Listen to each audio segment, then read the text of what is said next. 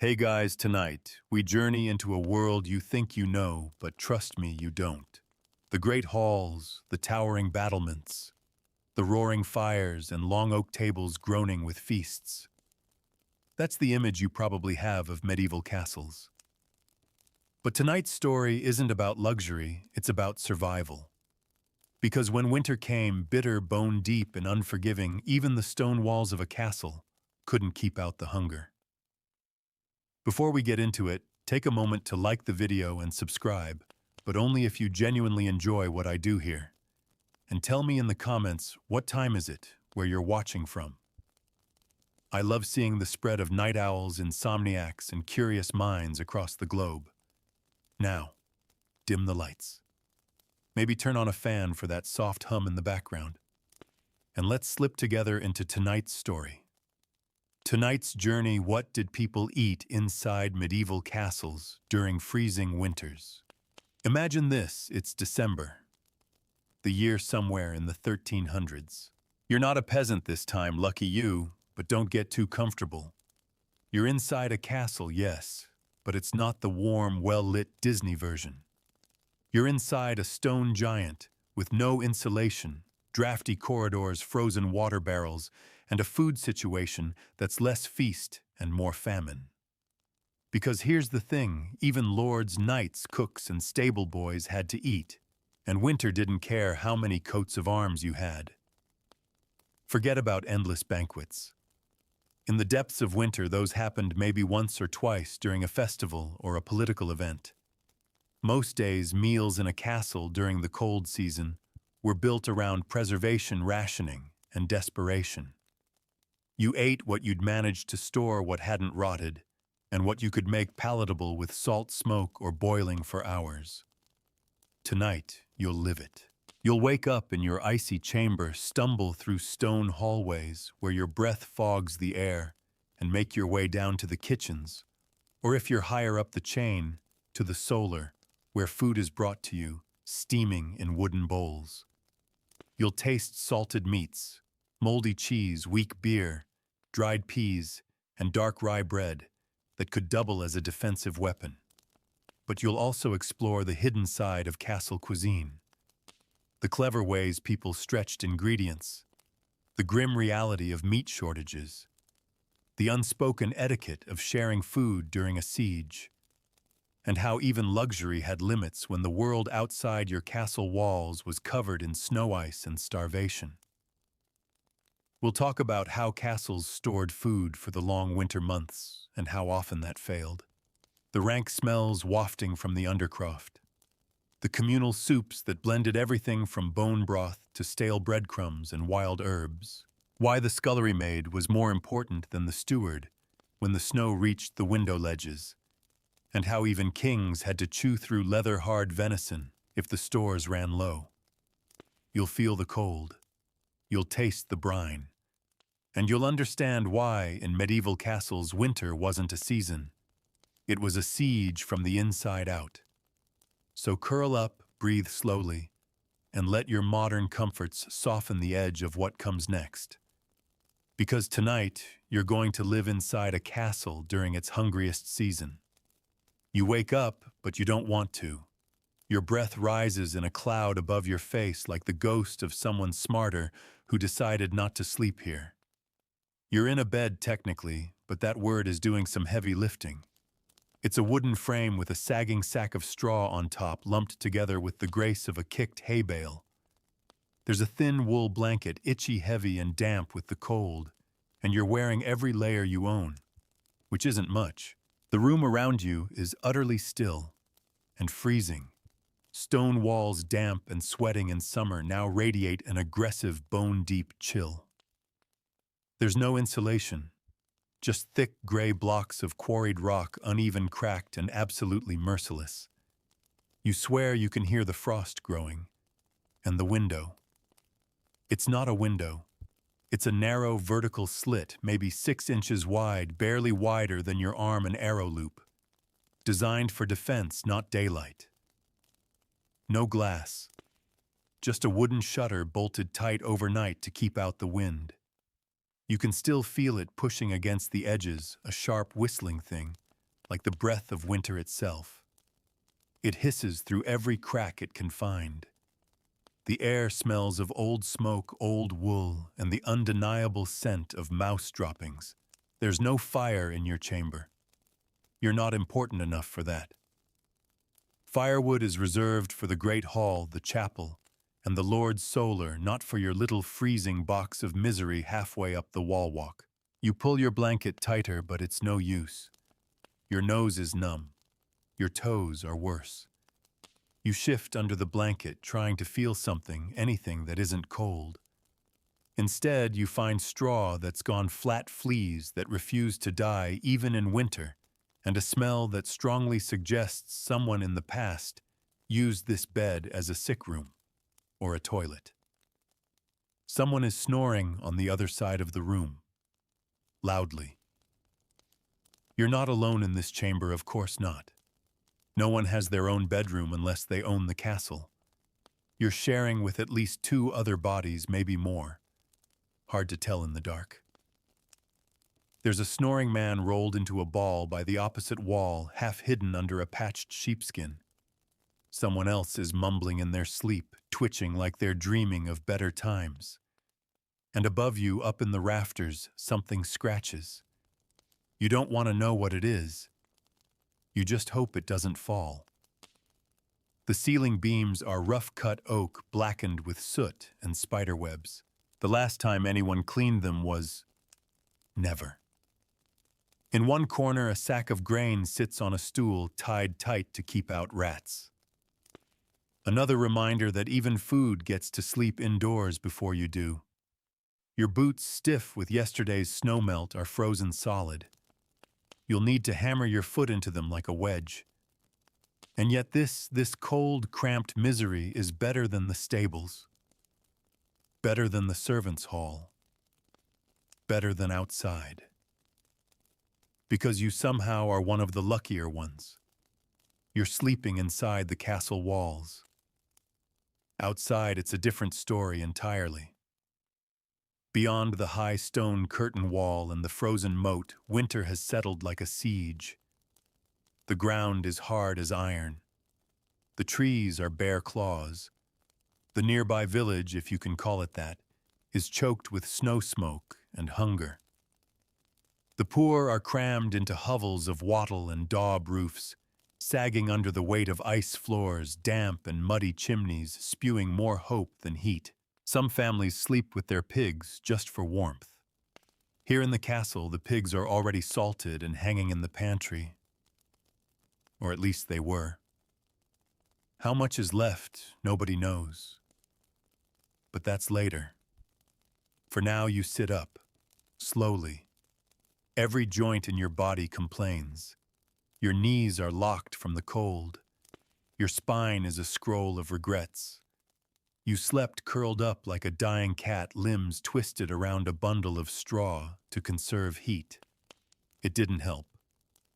You swing your feet to the floor and instantly regret it. The flagstones are like slabs of glacial death.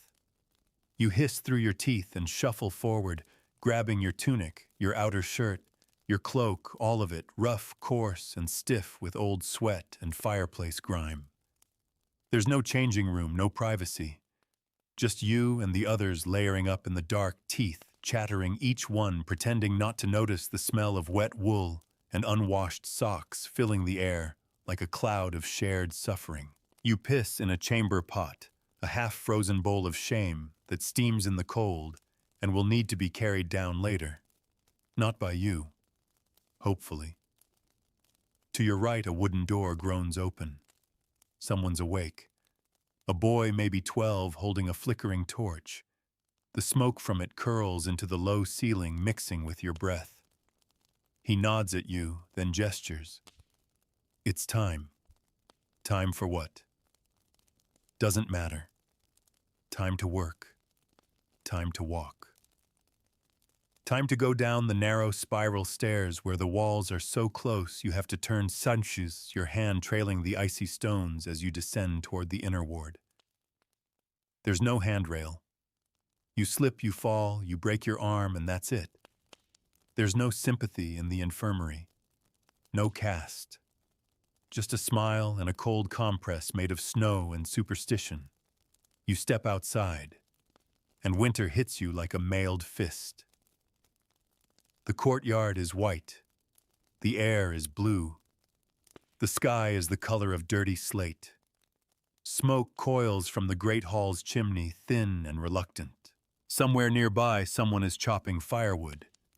You hear the dull thunk of an axe biting into frozen logs, the strained grunt of effort, the curse that follows when the blade glances off at the wrong angle. The snow crunches beneath your boots like brittle parchment.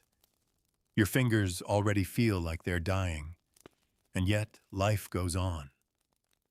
A pair of servants haul buckets of water from the well, struggling with the rope, breath fogging the air like miniature fires.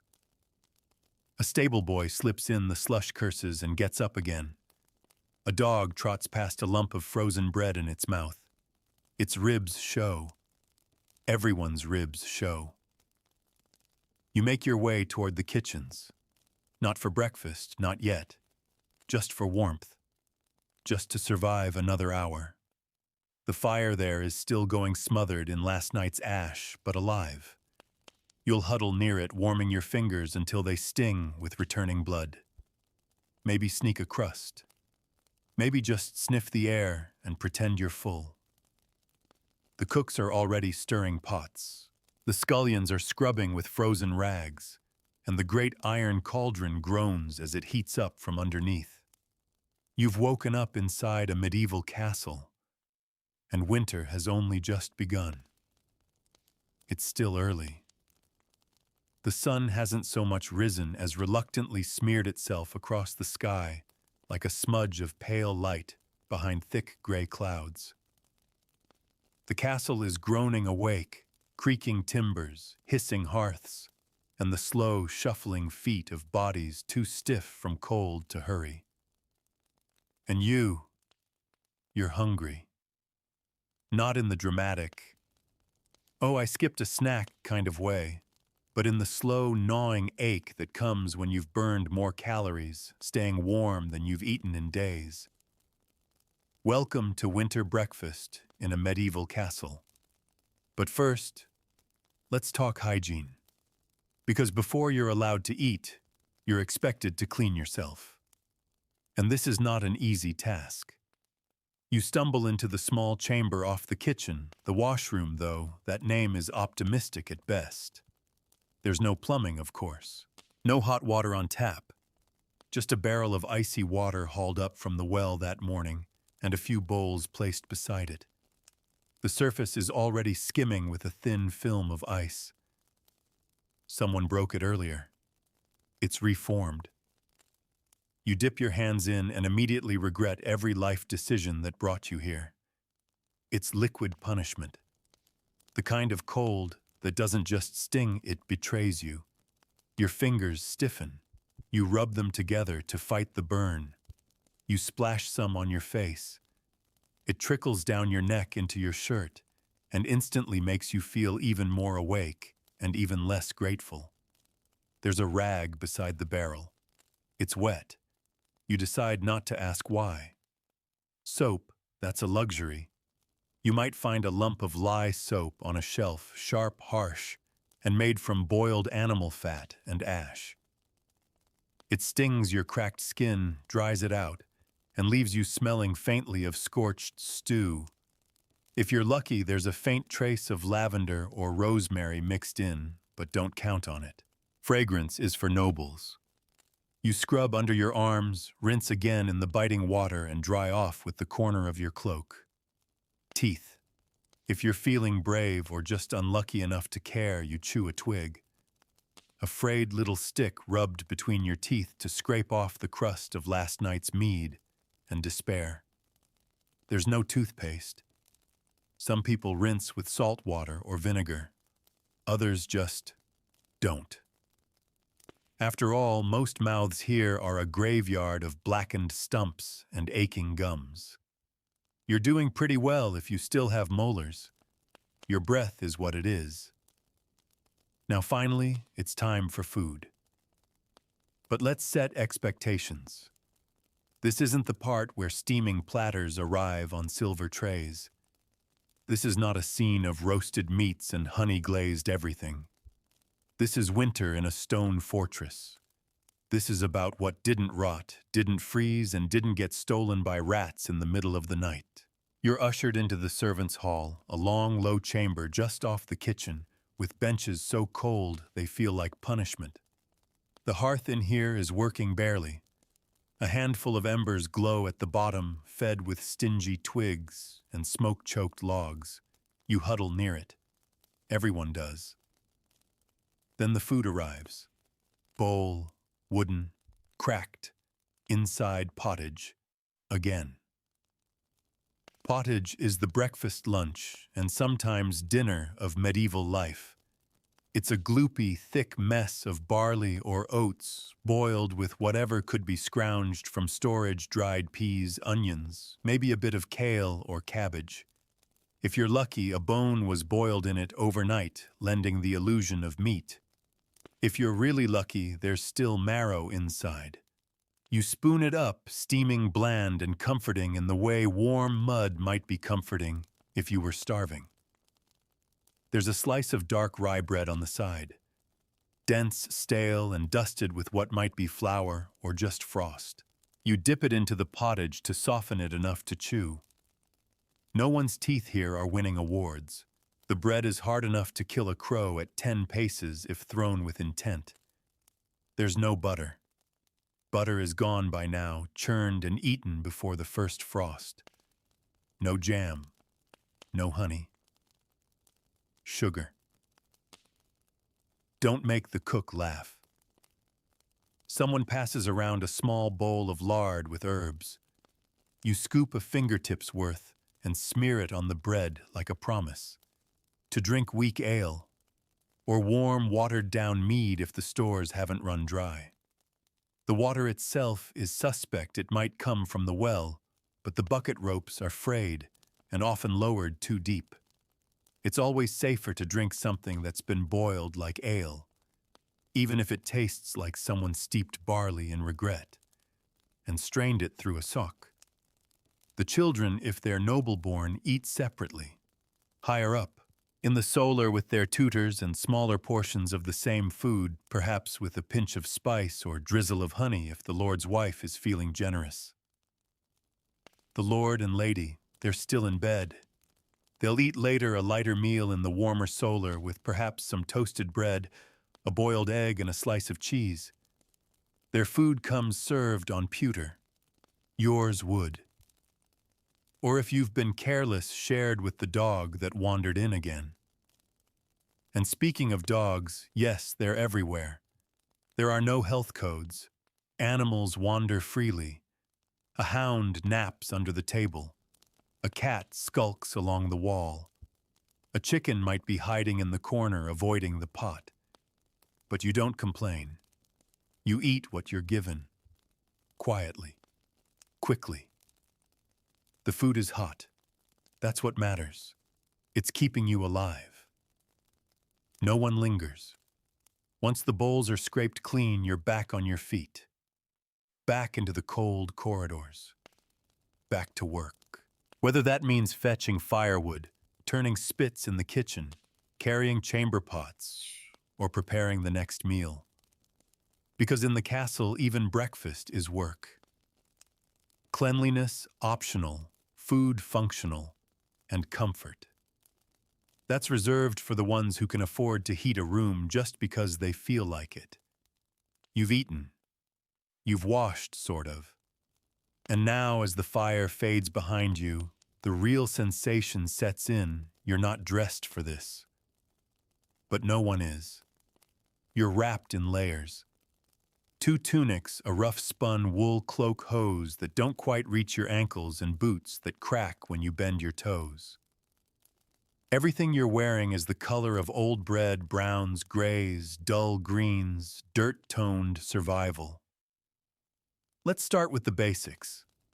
Your shirt. The first layer is made of coarse linen. It's your only underwear, and chances are it's been worn for weeks without a proper wash. It itches. constantly, like someone replaced your skin with burlap. Over that, you wear your main tunic thicker, scratchier, heavier. This is your armor against the chill, and it's never enough. If you're lucky, it's wool. Real wool, not the kind full of burrs or moth holes. Wool that still smells faintly of sheep. Wet sheep. Because yes, everything in this castle is slightly damp. Your legs are wrapped in hose-long tubes of fabric tied to your belt to stop them from falling down. They sag anyway. There's a draft somewhere between your thighs and your dignity, and you'll feel it all day. Over it all goes your cloak. It's heavy. It's woven. It's probably been used as a blanket, a towel, and a curtain at some point. You fasten it with a brooch, or just throw it over your shoulder like everyone else. If you're noble, it might have a fur lining. If you're not, it might have fleas. Gloves, too expensive. Mittens, if someone knit you a pair, you guard them like treasure. If not, you keep your hands buried in your sleeves and hope no one makes you carry anything wet or metal. And your boots, let's talk about those freezing, stiff leather foot prisons. They're handmade. You can tell because they're shaped like feet, just not yours. They're made of untreated hide stitched together with gut hardened from years of use. The soles are thin. The snow finds you anyway. Inside the castle, there are no heated floors, no rugs unless you're upstairs with the nobility, no fur-lined slippers. You walk across cold stone and older wood, your boots scraping against centuries of foot traffic soot and spilled soup. By noon, your toes are numb. By dusk, they're back to aching. And at night, you pray you don't lose a toenail to frostbite. Now the shelter. You live in a castle, which sounds glamorous. But the truth is, medieval castles are more fortress than home. Less mansion, more giant rock refrigerator with battlements. Your chamber, if you're lucky enough to have one, is tucked along a stone corridor, with no insulation, no glass windows, and no personal fireplace. The walls are thick, sure, but thick doesn't mean warm. In fact, stone holds on to the cold like it's collecting it. There's one bed for 3 of you. You rotate. 2 in, 1 out, then trade when someone's toes start screaming. The straw mattress is lumpy. The blankets, moth-eaten wool and patched linen don't stretch far. If one person moves, someone else gets a blast of icy air straight to the kidneys. You learn to sleep still, to not complain, to layer your cloak under the blanket, not over it, because the draft comes from the floor. Speaking of the floor, it's stone or packed dirt or, worst of all, damp wood above a storeroom. Cold seeps up from it like a second weather system. Upstairs, things improve, but only slightly. If you're higher status, maybe a steward, a scribe, or someone who serves the Lord directly, you might sleep in the solar. It's warmer, often facing the sun, with thick shutters and maybe even a fireplace. The walls are draped in tapestries to trap heat and stop drafts. But again, warmer is relative. Even the Lord's chamber has its problems. Yes, there's a large 4-poster bed with curtains to hold in warmth.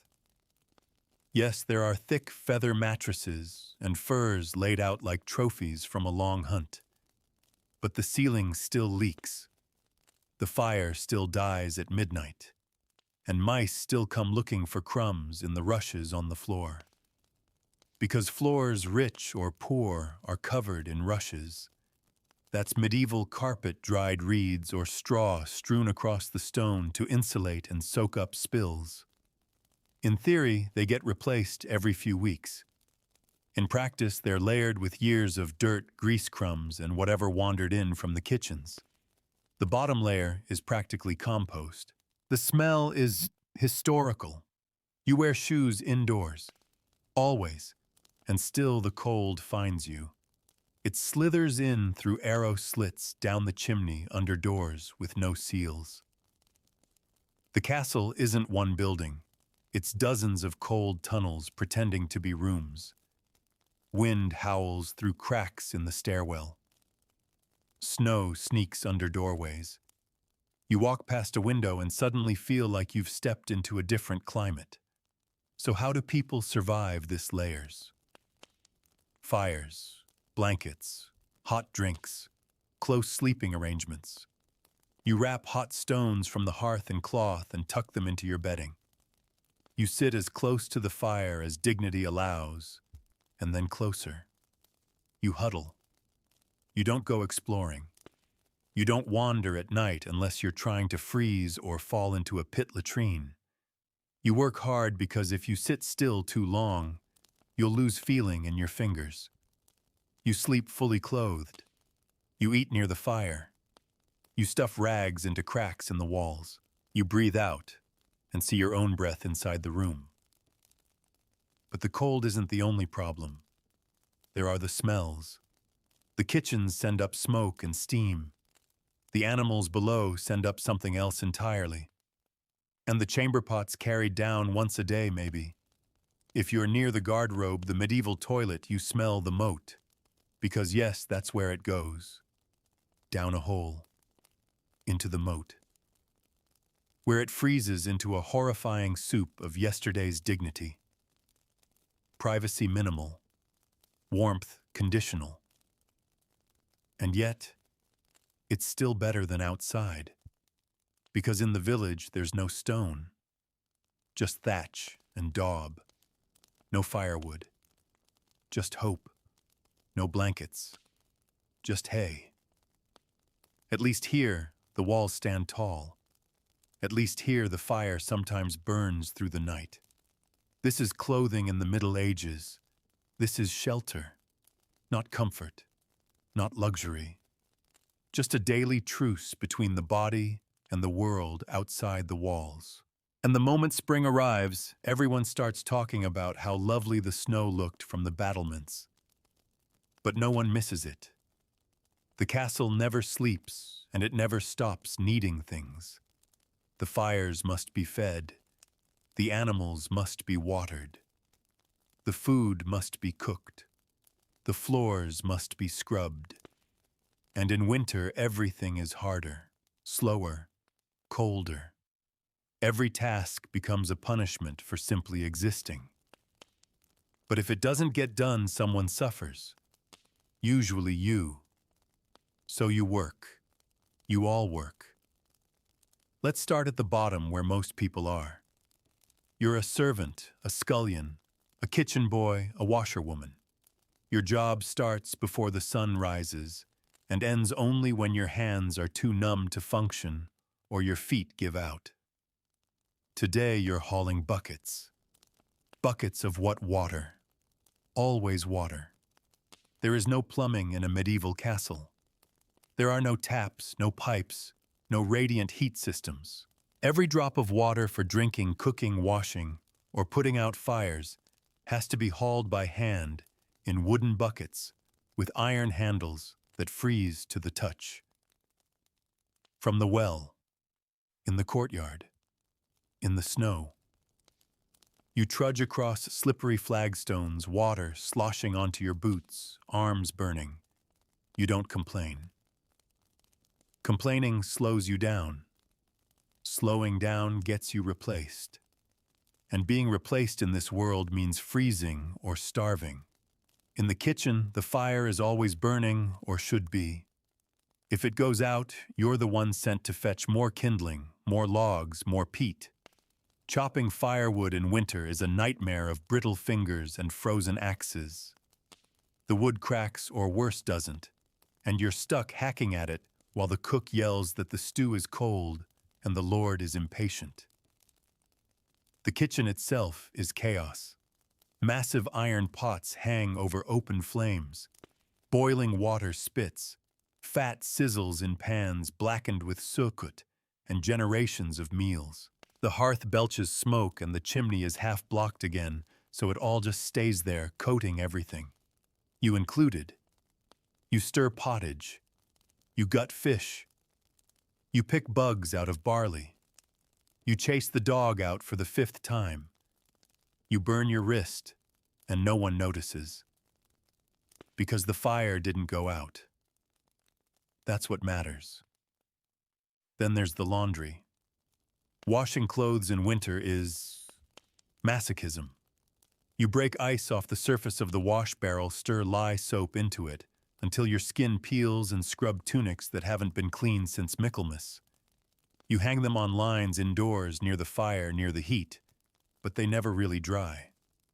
They steam, then mildew, then get worn again. What about the higher jobs, the prestige work? Let's say you're the blacksmith. That's right, you've got a forge, an actual fire of your own. Sounds great until you remember you're standing next to it 12 hours a day, swinging a hammer over red-hot iron with soot coating your lungs and burns mapping your arms like a cursed tattoo. It's hot when you work, sure, but the moment you stop, the cold hits you like a mailed fist. You're needed constantly. Horses throw shoes on the icy roads. Hinges break in the cold. Chains freeze and snap. The drawbridge won't close. You fix it all, alone. And when your tongs freeze to your gloves, you keep going. Then there's the carpenter, patching floors, repairing doors swollen from the damp, replacing beams cracked by frost. He works in the yard bare-handed with splinters under his nails, biting wood with a dull blade that needs sharpening again. Even the mason doesn't rest in winter. Stones shift in the freeze. Mortar crumbles. The walls must be inspected, checked, reinforced. Climbing scaffolds with frost on them. Touching stone so cold it might as well bite. And if you're a messenger, God help you, you're out there in the snow, in the sleet, riding through half-frozen marshland, with a wax-sealed letter tucked in your coat and frost creeping into your bones. Your horse is spooked. The roads are treacherous. Bandits don't take a winter break. And when you return, there's another message waiting. Then there are the stewards and bailiffs, the ones who keep track of inventory, the grain store, the firewood, the salted meat. They count everything, lock everything, ration it all, with the terror of knowing what happens if it runs out. Because if it does, you're not eating pottage anymore. You're chewing boiled leather, praying for rats. Now you might think the nobles don't work. And you'd be half right. The Lord doesn't haul buckets. But he does run the estate, and winter doesn't spare his duties. He holds court in this great hall, fingers wrapped in fur, voice echoing off cold stone walls as he settles disputes, hears petitions, and worries deeply about the stores. His wife, the lady of the castle, has her own empire, managing the household staff, inspecting the still room, overseeing the rationing of herbs, oil, and candles. She counts linen. She checks on the ill. She breaks up fights between servants who are working too hard and sleeping too little. And everyone is watching the sky. Because it's not just the cold, it's what comes next. The snow brings weight. Ice cracks beams. Roofs leak. But the real fear, starvation. Every task you perform, every nail, every log, every pot stirred is really about that. You are fighting the calendar. Winter stretches ahead like a punishment. And the food must last. The wood must hold. The walls must not fall. It's not survival in the dramatic sword-swinging way. It's survival by attrition, by sheer endurance. And if the weather turns, if a blizzard rolls in, if the stores rot, if something unexpected happens, like a noble visit or a siege, you start boiling bones. You start praying. And even that is work. You kneel in a freezing chapel on stone at dawn because the priest said God listens better when you're shivering. You light candles for warmth, for mercy, for anything. And when that's done, you go back to the kitchen. You pick up your broom, or your ladle, or your hammer, and you work. Because the castle might look like stone, but it runs on you. You've worked, you've eaten, you've survived another morning. But in a medieval castle, physical labor was only half of life. The other half, fear. Not the obvious kind, not wolves at the gates or bandits in the woods. That fear is useful, predictable. But deeper, colder, closer is the fear of what you can't see. The kind that lives in smoke, in shadows, in silence. The kind that drips from the rafters at night when the fire goes out. This is the world of belief. And inside a medieval castle, belief isn't optional. You believe in God not metaphorically, not softly. You believe in Him like you believe in breath and fire. He is real, He is watching, and He is furious. Every cough, every failed crop, every broken wheel on the grain cart. It's not chance. It's not nature. It's punishment. The Lord giveth. The Lord taketh. And lately it feels like He's mostly takething. You cross yourself when you pass the chapel. You mumble Ave Marias before you open the pantry in case something's spoiled. You apologize to saints you barely remember the names of, just in case one of them is in charge of keeping mice out of flour barrels. The chapel is the only place in the castle colder than your bedchamber. Stone floor, cold altar, a priest who smells like old candles and judgment. He tells you what to fear and how to fear it, and you listen. Because everyone listens. Because everyone knows someone who didn't and who got sick, or who died, or whose sheep gave birth to a calf with two heads. That's not biology. That's sin. The castle priest isn't just your spiritual leader. He's your weather report, your doctor and your therapist, assuming your therapy consists of being told that hell is warmer than you deserve.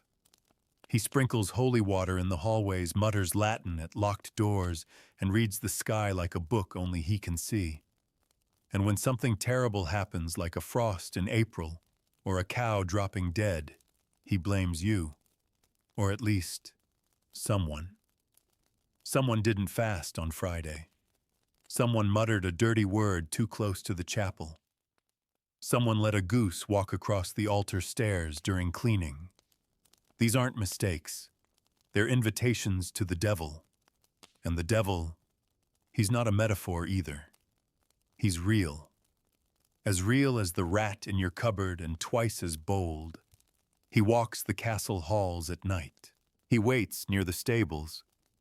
He hides in cold corners and follows the cook when she curses the fire. He wears many forms, a black cat, a talking wind, a whisper in your dreams.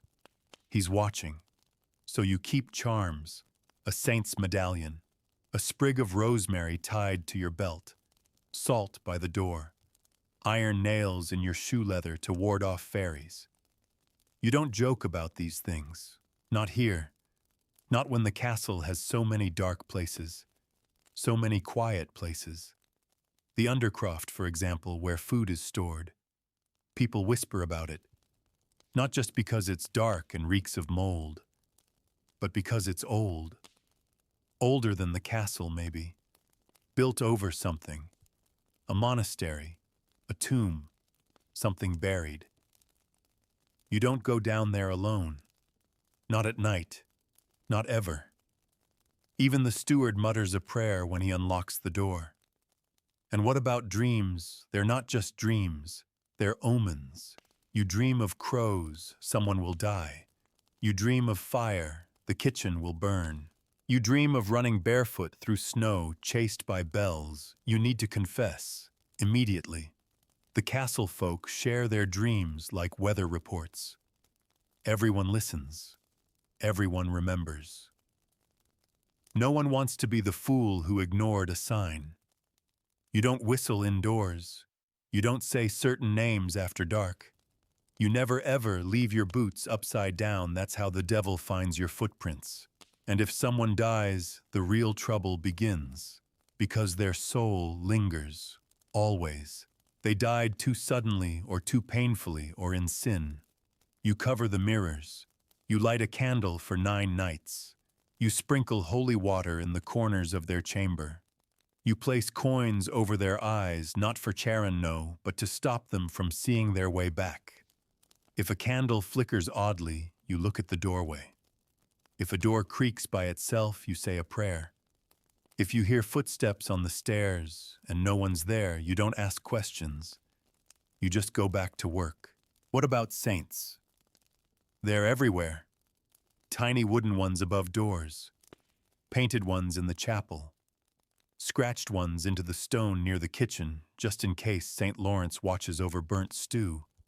You know who to pray to: St. Apollonia for toothaches, St. Blaise for sore throats, St. Barbara if there's lightning, St. Jude if you're beyond hope, and Mary always, Mary for mercy. She's in every room, in every whispered breath, in every cry muttered over sick children and spoiled wine. And then there's superstition, the real religion of castle life. A raven circling the keep, bad news is coming. A candle burning blue, death is near. 3 sneezes in a row, a soul just left the world. A mouse running across your foot. Oh. Hard. The Lord might scoff at these. He reads books, listens to scholars, trusts the priest to separate myth from meaning. But his wife, his nursemaid, the steward's wife, they know better. They've seen the baby born with teeth. They've watched someone waste away with a mark on their back that looked just like a hoof print. They've heard the low voices under the floor when the snow piled too high and the wind couldn't get in. And every Christmas, they hang rosemary in the kitchen and rowan berries by the door. Not for cheer, for protection. The castle itself believes. Its walls hold secrets. Its stairways creak even when no one walks them. Its hearths groan when no fire is lit. The stones remember. The floors whisper. The air listens. And when someone falls ill, suddenly, terribly, everyone remembers what they forgot. A prayer, a charm, a ritual left undone. Because in winter, when the nights are longest and the fires are smallest, something is always watching.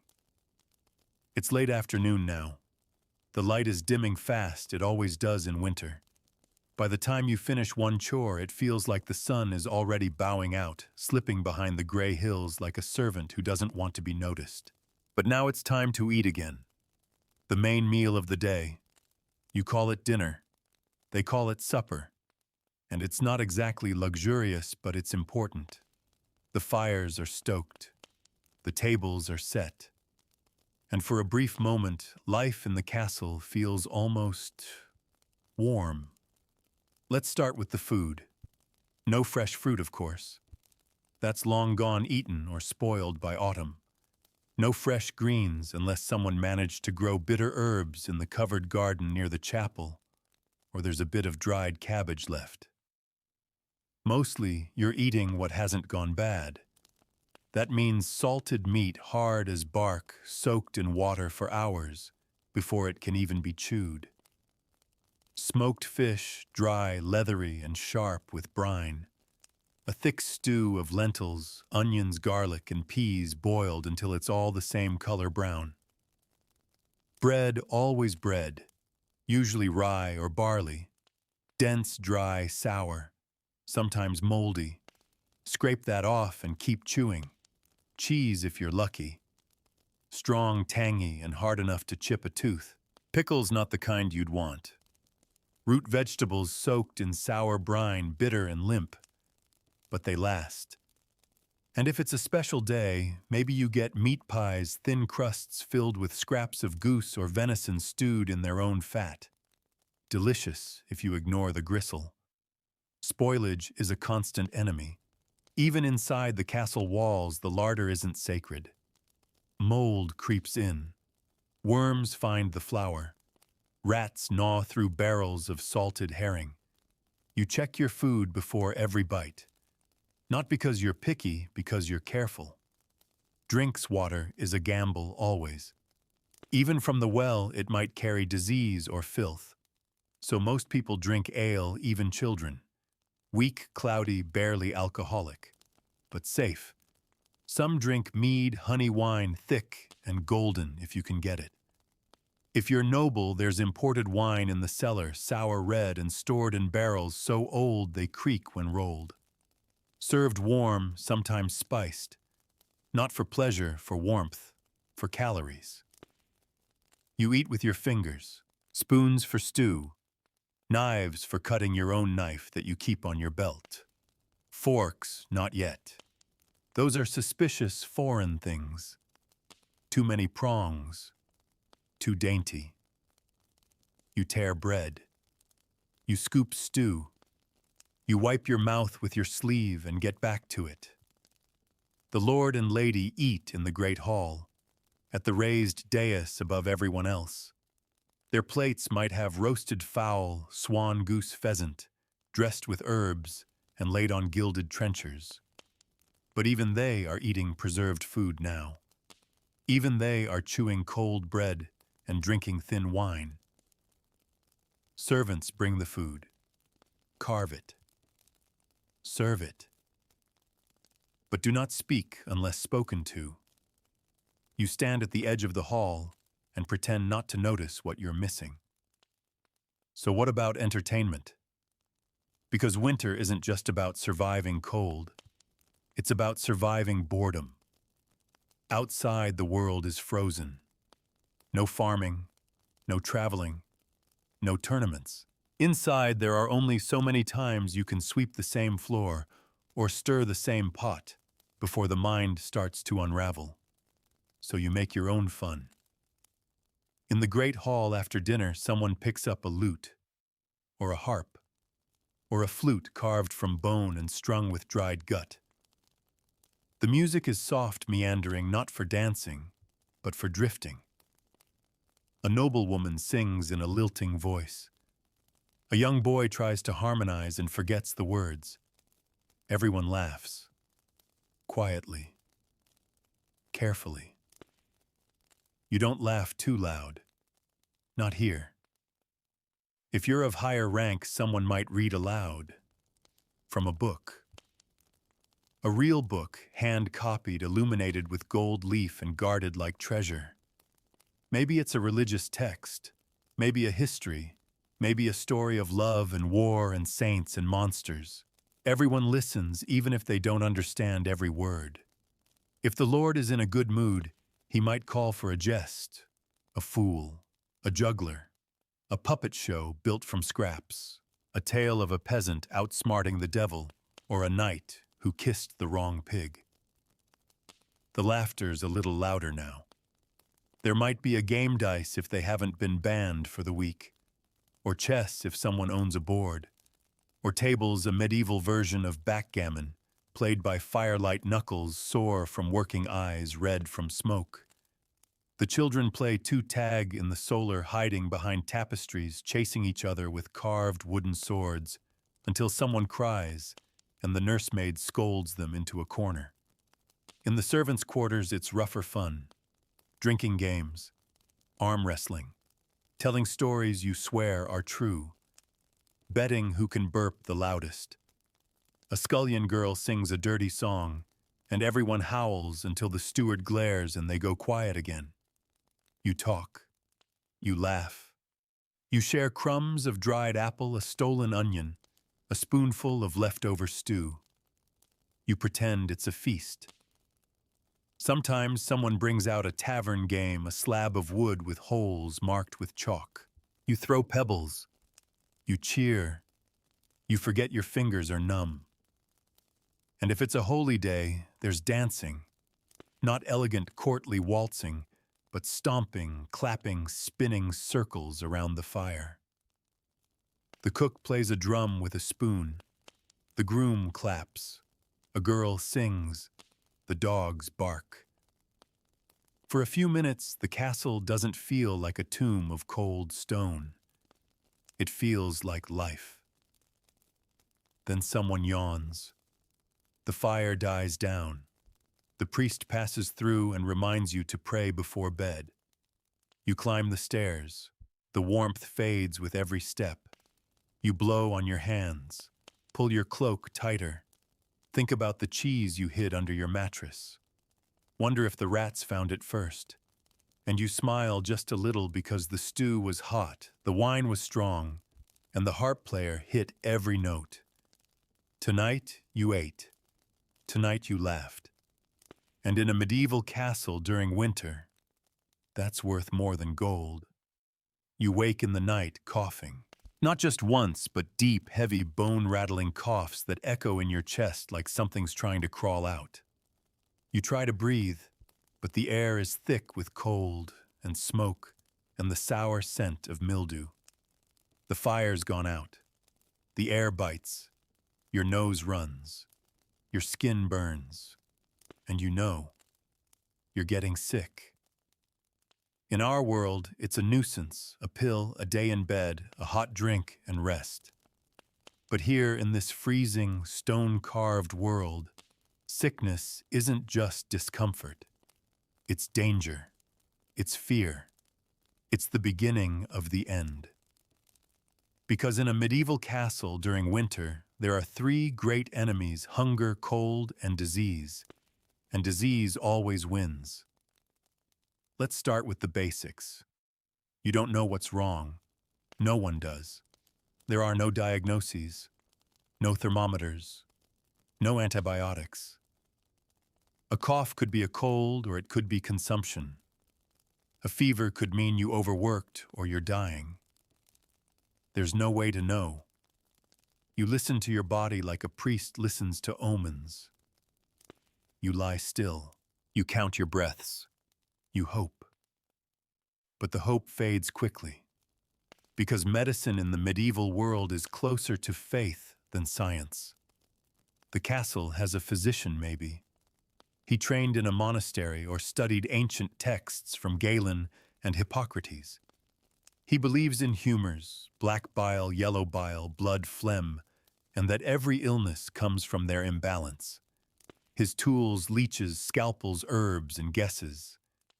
Your treatment depends on what he thinks is wrong with your fluids. Too much blood. He'll bleed you, with a knife, into a bowl. Too much phlegm. He might apply a hot poultice or recommend fasting. Too much bile. You might be purged, laxatives, or vomiting, or both. You don't want medicine. You want a miracle. But miracles are rare, and illness is common, especially in winter when everyone is trapped indoors. You're breathing the same stale air, sharing the same bowls, sleeping head to foot with the same two people who coughed all night for the last 3 days. The latrines overflow. The straw is never clean. The rats never leave. And so illness spreads. A cough in the servants' quarters becomes a fever in the kitchen, becomes a funeral in the courtyard. The cold doesn't help. It stiffens your joints. It slows healing. It turns small wounds into blackened infections. Frostbite takes fingers, then feet, then lives. And when infection takes hold, you smell it first. Rot, wound rot, tooth rot, flesh rot. Infections that ooze and pulse and stink. There's no anesthesia.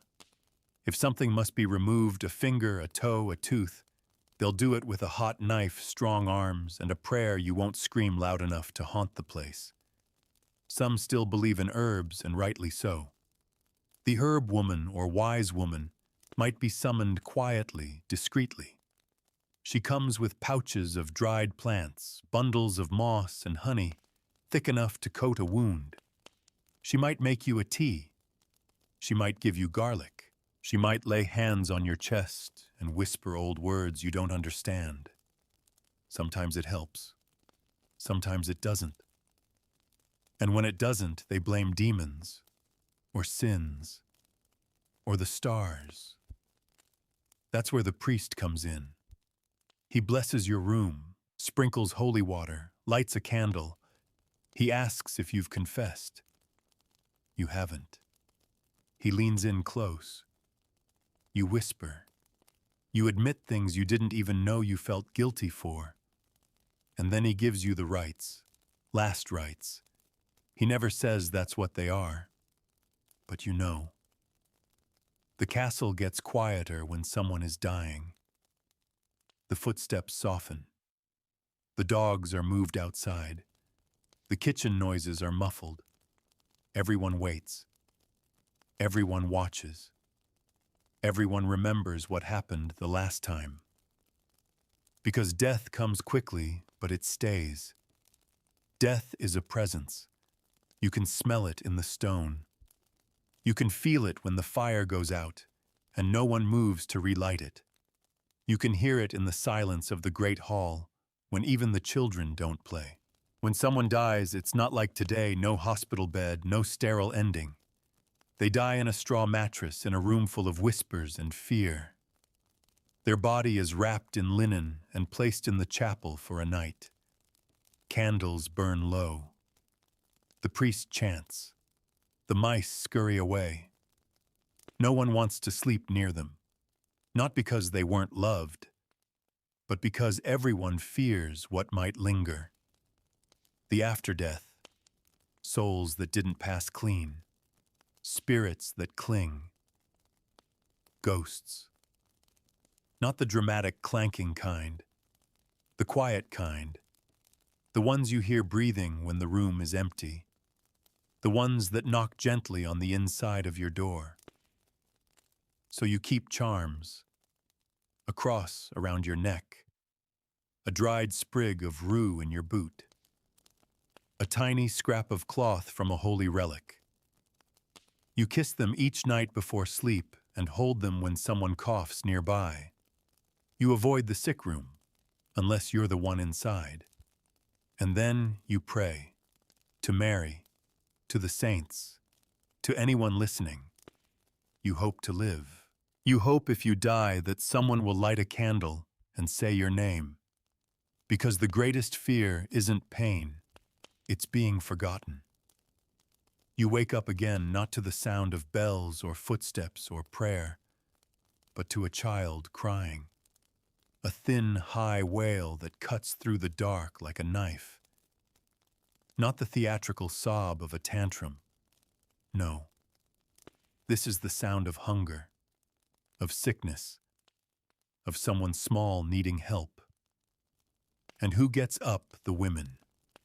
Because while the men swing hammers and ride horses and shout in the great hall, the castle runs on the backs of the women. Quietly, relentlessly, especially in winter. If you're a lady, your day starts before sunrise. You pray first always. Then you take inventory. Not of gold or weapons, but of everything else. How much grain is left? How many candles? Which children are still coughing? Which maid burned her hand again on the spit? You oversee the household like a general in a frozen war. Servants, cooks, maids, nannies, stewards, they all answer to you. Not with swords, with soup, with linen, with firewood. You visit the still room where herbs hang from the beams like whispers.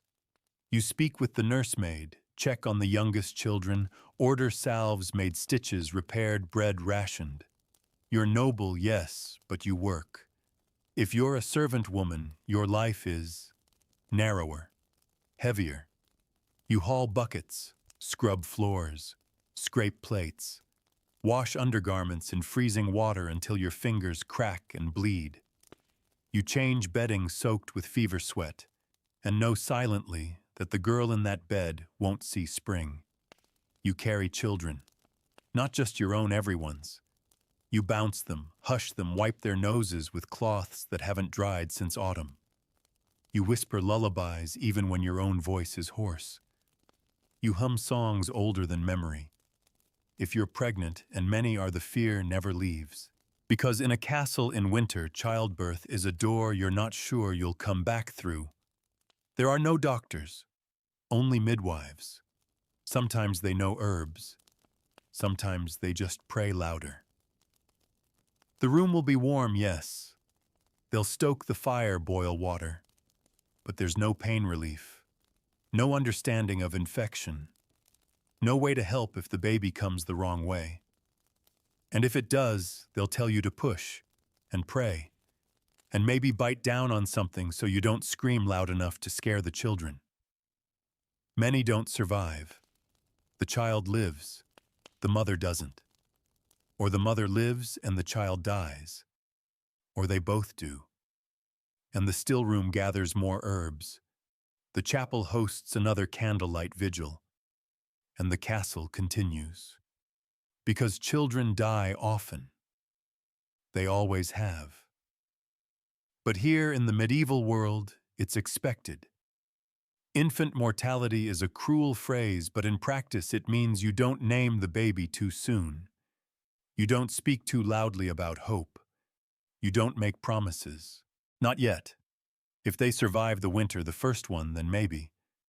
But even children who live must grow fast. By the time they're 5, they're working. The boys fetch firewood, carry water, clean boots, run messages through the snow. By 10, they're training not just with words and letters, but with weapons. Their shoulders are sore before they know how to shave. The girls work earlier. They follow their mothers into the kitchen, the washroom, the nursery. They sweep floors, peel onions, stitch holes in things they didn't tear. They learn to hush crying babies and walk on cold stone in silence. They memorize prayers before they memorize their own birthdays. Education, if you're noble, yes, you learn. Latin reading, maybe a little French if your family's important. But most children, they learn what keeps them alive. Not the saints' names, but which mushrooms are poisonous. Not the kings of England, but how to boil barley until it doesn't taste like mud. Not poetry, but silence. Silence is safety, because family life here is full of love but also survival. You love your children fiercely, but you do not coddle them. You hold your baby to your chest in the freezing night, but you do not believe you're safe. You see the blue lips, the shaking hands, the thin blanket. And when they wake in the morning, you whisper thank you to God, to Mary, to whoever listened. Husbands and wives. Marriage is rarely about romance. It's about land, survival, a joining of names and fields and alliances. But affection still blooms quietly, cautiously, in a shared bowl of stew, in a hand offered when you slip on the stair, in a whispered laugh when the youngest mistakes a goose for a dragon. Jealousy happens. So does kindness and violence. Because domestic peace in a medieval castle isn't guaranteed. A drunk husband, a frustrated wife, a child too loud, these things have consequences. The castle priest preaches obedience. Women are told to be quiet, to bear, to endure. But the women know better. They form networks, quiet ones. The laundress passes herbs to the cook. The midwife whispers to the steward's wife. Secrets travel faster than letters. Warnings, tips, names of those who should not be trusted. And through it all, life continues. Children laugh even when hungry. Mothers sing even when tired. Fathers teach even when afraid. You make toys from wood scraps, dolls from leftover cloth, games out of pebbles and chalk marks on the hearthstone. You tell stories by candlelight. You whisper legends of heroes and dragons, even though the real monsters are often hunger frost and the next bad cough. And still you love. That's the quiet truth of castle life in winter. In the shadow of death, in the cold of stone, in the echoing great hall where prayers and coughs bounce off the rafters, there is still love, and it holds the castle together. It's afternoon now, though the sun barely admits it. The light never fully arrives in winter. It's gray and watery, more like a memory of sunlight than the real thing. And under that cold, reluctant sky, the work continues. Always. There's no pause, no shift change. Just a relentless list of chores, duties, punishments, and problems that must be solved before nightfall. And everyone's tired. So very, very tired. That's when the fights begin. Not sword fights, not the chivalric kind sung about in ballads. No, this is quieter, meaner, human. This is a kitchen maid slapping a scullion for stealing her onion. A stable boy shoving another over a bucket. A guard kicking a beggar too slowly moving from the gate. Afternoons in winter stretch long and cold, and inside that cold patience wears thin. A servant spills something. A steward shouts. Someone forgets to refill the woodpile. The fire dies. Someone takes more than their share of bread. Someone notices. Conflicts spark fast, and resolution. That depends on who you are. If you're low-born, a servant, a laborer, a tradesman, your word means less. Your defense is silence. You duck your head. You apologize. You endure. Because answering back means consequences. You might be sent to scrub the guardrobe with frozen rags. You might lose a day's bread. You might lose your job. And in winter, that means your life.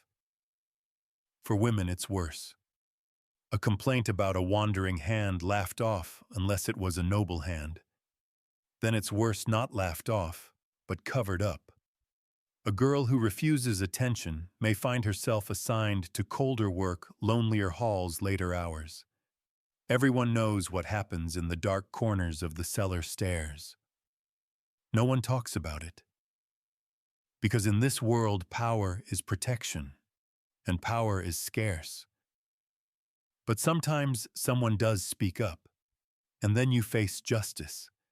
Justice in a medieval castle is not blind. It sees your clothes. It sees your father. It sees whether or not you have a title after your name. And it weighs all those things before it even listens to your words. Let's say a fight breaks out in the hall. A boy accuses another of stealing firewood. The steward is summoned. Voices rise. And before you know it, a crowd has gathered. Because punishment is not private here. It's public theater. The guilty boy, or the one chosen to be guilty, may be flogged. Not in secret. In the yard. Tied to a post shirt, ripped back, exposed. The cold won't numb the pain, it will sharpen it. 5 lashes. 10. More if the Lord is in a foul mood or needs to make an example. People watch. Some flinch. Some don't. Because this is how order is kept: fear, silence, spectacle. And if the crime is worse, say theft from the Lord's stores, or worse, blasphemy, you might find yourself in the dungeon. Not the stone-bricked torture chamber of fantasy novels. A room, dark, wet, small, cold, so cold. You sit in chains, or in straw, or in your own filth. You listen to the rats. You pray. You promise anything. Most don't die there, but most come out changed. In larger matters, the Lord himself may preside. Once a week, or whenever he's bored or the trouble's too big to ignore, the great hall becomes a court. Not with wigs and gavels, with a chair, a guard, a crowd. He listens, or pretends to. Sometimes he's fair. Sometimes he wants entertainment. And if you embarrass him, he'll remind you who owns the roof over your head and the dirt under your feet. But it's not always lords versus peasants. There are conflicts between nobles, too. A glance held too long. A word said too sharply at supper. A complaint about who sat closest to the fire. These things fester. And sometimes, rarely, but memorably they explode. A duel, not always with swords, sometimes with reputation. A whisper here, a rumor there, a letter sent to a higher noble, a bishop, a rival. Your name can be ruined in a week. A lady accused of poisoning another's stew, a knight accused of cowardice, a steward accused of shorting the grain stores and pocketing the difference. And in winter, when there is little else to do but watch the court of public opinion is always in session. The children, too, are not spared. They fight, they bully, they cry. A noble-born child slaps a servant's boy. The boy slaps back, and suddenly there are 6 adults shouting and no clear answer. But the noble child doesn't get blamed. He gets taught. The servant boy. He gets hit again. And even priests fight. Over money, over doctrine, over who gets to bless the new storeroom first. Everyone is watching for who rises, who falls. Because the hierarchy is everything. And if someone above you stumbles, you might have a chance to climb. Or you might get dragged down with them. So you walk carefully. You keep your words short, your tone humble, your complaints soft. You watch who's in the steward's favor, who eats in the warmer room, who gets extra candles for their chamber. You nod, you bow, you hide your exhaustion. And if someone wrongs you, you wait for winter to end, for spring to bring change, for fortune to shift just a little. Because in a medieval castle, you don't survive by winning fights. You survive by knowing when to lose them.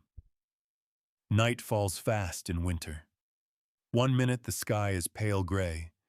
The next it's black, the kind of black that swallows light, eats it alive, and leaves nothing behind.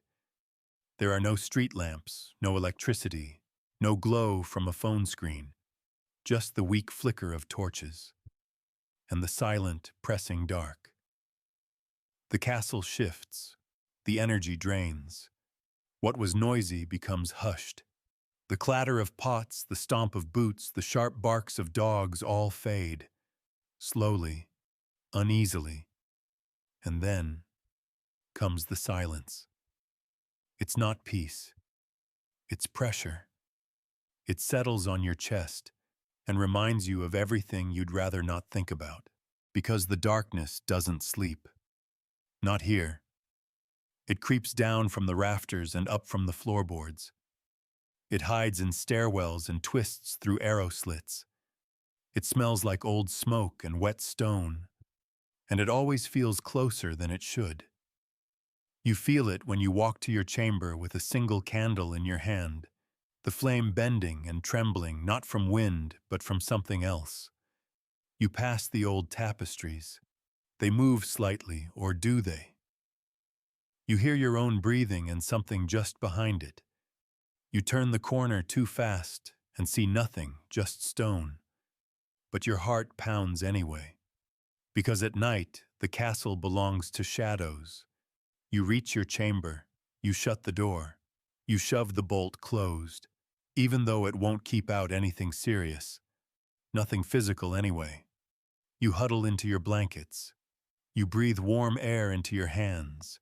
You press your back against the wall so no one, nothing can sneak up behind you. And you listen to the wood beams groaning, to the wind howling through cracks in the stone, to footsteps, maybe rats, or maybe not.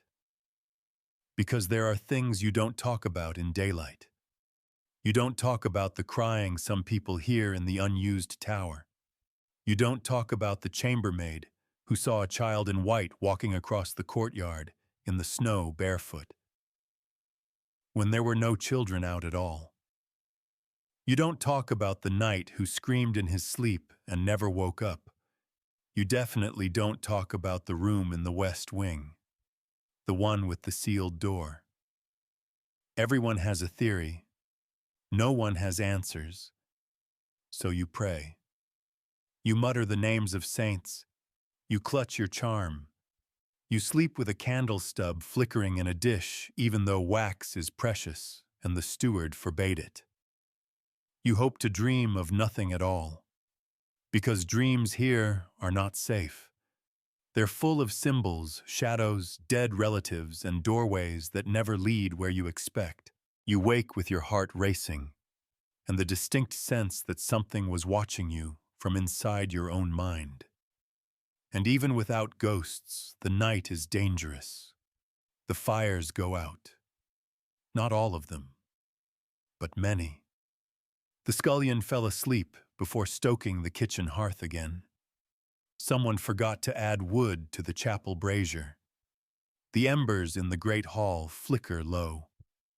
And in a castle when the fires go out, the cold moves in. You wake up not because of a noise, but because your blood is slow. Your limbs are lead.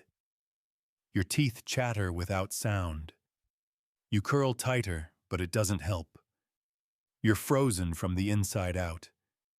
You reach for the hot stone you tucked under the blanket, but it's cold now. Ice cold, like someone took it away, dipped it in snow, and put it back. You hope you wake up again. You hope. Because in a medieval castle in winter, you can die in your sleep without ever making a sound. And someone will find you in the morning, pale, stiff, wide-eyed, maybe with a hand stretched out toward the fire that never burned. And they'll whisper, not a prayer, not grief, but they forgot to stoke the hearth. Night is also when crimes happen. Not the kind you might imagine, no loud fights, no wild swordplay. Just quiet wrongs. A door left unlocked, a cupboard raided, a loaf stolen, a coin taken from a sleeping man's belt. A girl touched without her consent and told to stay silent. The castle guards patrol, but half-heartedly. They're freezing, they're tired, and they know better than to go near the north stairwell alone. Everyone has a story, everyone's heard something, a scream with no source, a baby crying when there are no babies, a door slamming behind you, even though it had no latch. But worst of all, the one no one admits to fearing. The knock. 3 soft taps at the door. Late. Always late. No footsteps before. No footsteps after. You open it, no one's there. You don't open it. The next day, something is missing. Or someone. You don't talk about the knock, ever. So you lie still. You bury your head under the blanket. You press your palm against your own heartbeat and wait for dawn. And when it comes, you're not relieved. Because the cold is still here. The fear is still here. But at least now it has a face, a shape. You can see it. And seeing is safer than imagining. Just barely. The fire has burned down to nothing. The castle is silent again, not from fear this time, not from watchful dread, just exhaustion. The long stone bones of the place groan softly in their sleep.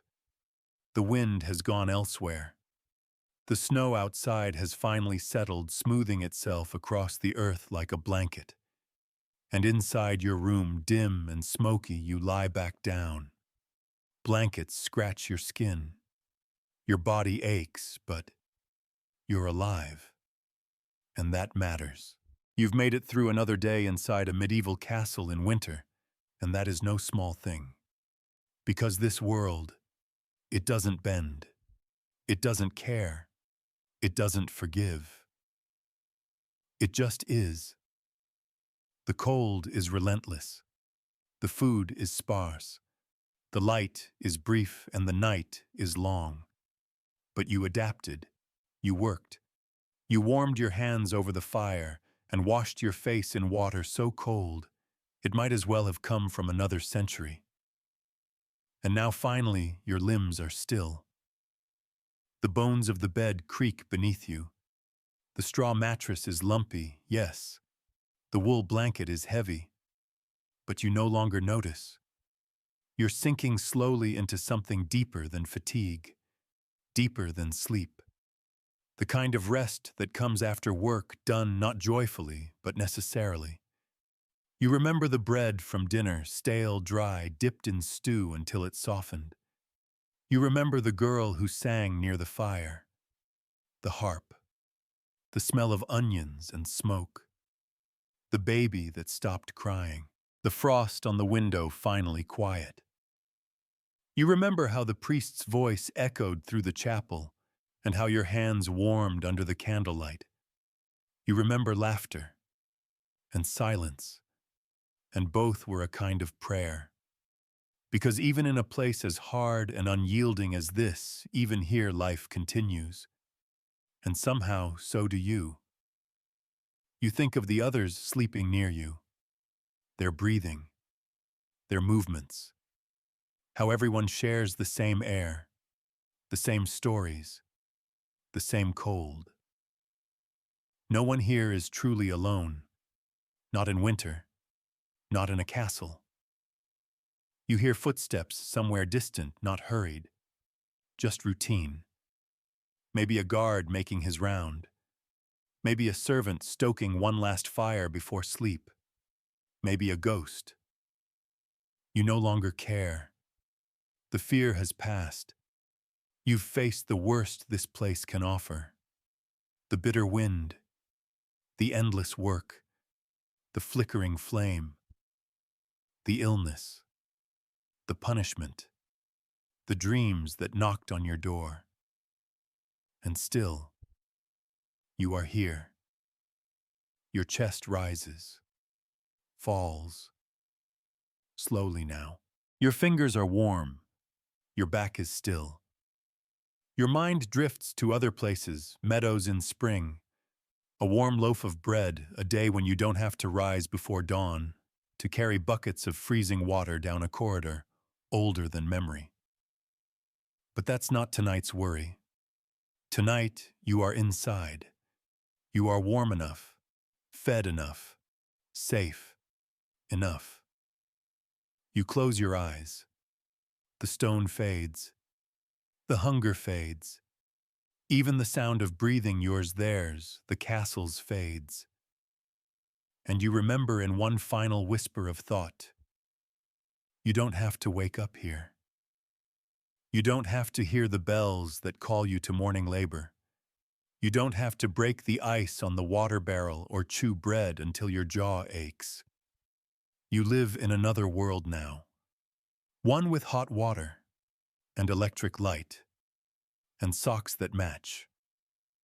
One with clean sheets, warm beds, and walls that don't whisper when the wind moves.